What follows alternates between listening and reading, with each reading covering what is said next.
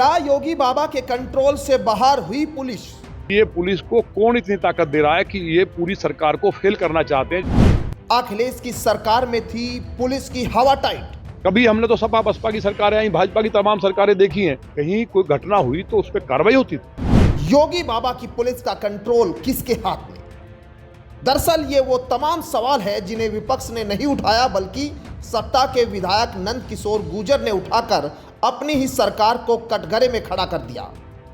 मामला एक युवक के 151 में महज चालान करने का था, लेकिन विधायक जी पीड़ित युवक के पूरे परिवार के साथ थाने पहुंच गए, जहां विधायक जी ने पुलिस को तो जमकर सुनाया ही, साथ ही विधायक जी ने योगी बाबा की सरकार पर भी बड़े गंभीर सवाल खड़े कर दिए। और हम लोग बेटी बचाओ बेटी पढ़ाओ को अगर माननीय प्रधानमंत्री जी ने पूरे देश में सख्ती से लागू किया है, वो ये कहाँ मिशन शक्ति चला गया भाई? मतलब वो बेटी बेचारी, उसको दहेज के लिए प्रताड़ित करके उसका भाई बंद पड़ा है बिना कारण।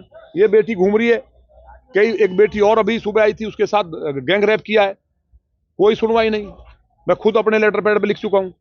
ऐसे तमाम घटनाएं हैं। अभी एक बेटी 13 साल की, वहाँ जो सरिता चौधरी के साथ जो बदतमीजी हुई, वहाँ उसको जबरन दुष्कर्म का प्रयास हुआ है, उन्हीं लड़कों ने, उन्हीं ने एक बारात को मारा है।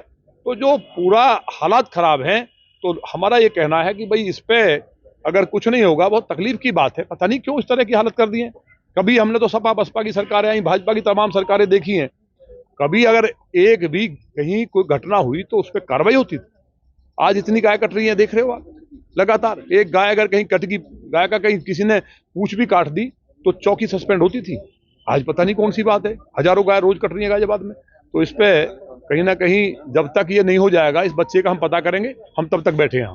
दरअसल आपको पूरा मामला समझाते हैं। हुआ यूं कि करीब 1.5 साल पहले अशोक विहार लोनी के निवासी खलील अहमद पुत्र जमील अहमद ने बेटी का रिश्ता मीरापुर मुजफ्फरनगर के सुहेब पुत्र अशरफ से किया था, लेकिन पीड़ित युवक का आरोप है कि मीरापुर निवासी सुहेब पुत्र अशरफ ने शादी करने से मना कर दिया, जिसके बाद लड़की के परिजनों ने लड़के वालों से शादी की तैयारी में खर्च हुए रुपयों की मांग कर दी, जिसके बाद कहा सुनी हुई और मामला थाने पहुंच गया।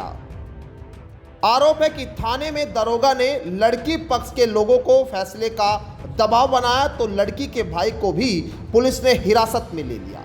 लेकिन अब यह पूरा मामला बीजेपी के चर्चित विधायक नंद किशोर गुर्जर के दरबार में पहुंचा, तो विधायक जी ने थाने में पहुंचकर हंगामा कर दिया।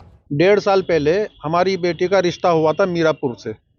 मीरापुर वाले आकर के रिश्ता करके गए थे और वो टलाते रहे कि हम शादी करेंगे, लेकिन अब वो शादी के लिए इनकार कर रहे हैं।